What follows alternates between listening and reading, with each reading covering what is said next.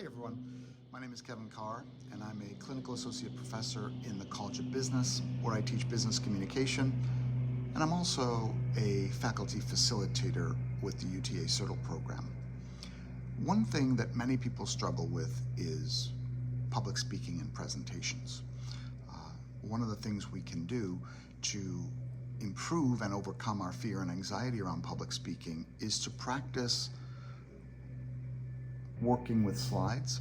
One of the activities I have just created with my colleague Heather Phillip is a method to help students to improve their facility with slides through a method, a framework we call RIF. So what we say is you want to riff before you present. So for example, when you're working through your slides and trying to prepare your presentation, the first thing you want to do is recognize what's on the slide. What do you see? What does it look like? What does it represent? The next step in the riff process is interpret, which is what's the significance of what I see? What are the possible implications, or what's a story I could tell around this image or this graphic? What's the significance? Try to add interpretation. The third thing is frame.